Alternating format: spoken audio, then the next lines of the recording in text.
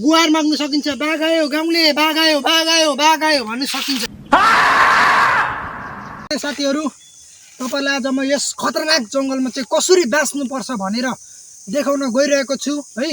अनि यो जङ्गलमा चाहिँ एकदम खतरनाक जनावरहरू भेटिन्छ, जस्तै हात्ती भयो, बाघ भयो, चितुवा भयो, साथै लिएर अजिङ्गर धरी यहाँ यो जङ्गलमा चाहिँ होइन बसेको हुन्छ। कतिखेर अब घाँस दाउरा लिन आउने मान्छेहरूलाई आक्रमण गर्छ, कति यो जङ्गलबाट छुट्टिन्छ होइन। त्यतिखेर चाहिँ हामी कसरी बाँच्नुपर्छ भनेर आज तपाईँहरूलाई म देखाउन गइरहेको छु। साथै यहाँ मेरो अनुहारहरू, मेरो हुलिया देख्न सक्नुहुन्छ।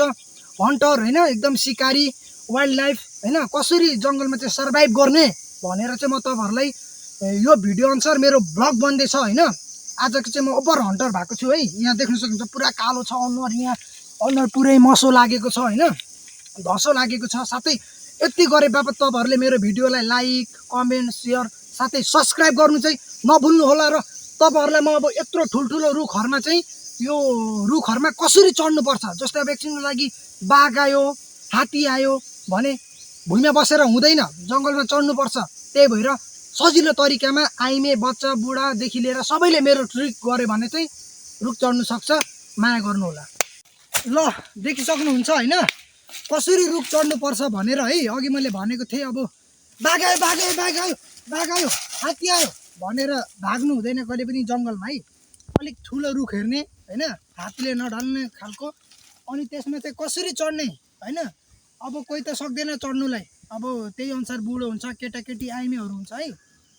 त्यसको लागि चाहिँ म तपाईँहरूलाई सही भन्छु, त्यस्तो जङ्गली जनावरबाट बाँच्नु लागि चाहिँ सर्वप्रथम सबैभन्दा सुरुमा कुनै एउटा लट्ठीहरू तिखो भाला बनाउनुहोस्, जसलाई चाहिँ हामीले यसरी तर्साउनु सकौँ होइन। अनि आफू तर्साउँदा कराउँदा चिचाउँदाखेरि त्यो भाग्नु सक्छ। अब त्यति गर्दा पनि भागेन भने होइन नजिकको रुखमा चढ्ने, कसरी चढ्ने ठुल्ठुलो रुख। क्यामराम्यान यो रुख एकचोटि देखाइदिनु होला कत्रो छ है। एकदमै ठुलो रुख छ है। अब कसरी चढ्ने त्यो रुखमा भन्दाखेरि थोरै नजिक आइदिनु होला है। अब यो रुखमा चाहिँ कसरी चढ्ने भन्दाखेरि तपाईँहरू यसरी नचढ्नु कहिले पनि। यसरी चढ्दाखेरि यो हाम्रो खुट्टा प्लाङ्गे चिप्लिन्छ। कसरी चढ्ने, यसरी जाने, गएपछि ट्याप्प भएपछि बिस्तारै सर्ने, बिस्तारै सर्दै गएपछि माथि माथि। त्यसपछि हामी गुहार माग्न सकिन्छ। बाघ आयो गाउँले, बाघ आयो, बाघ आयो, बाघ आयो भन्न सकिन्छ।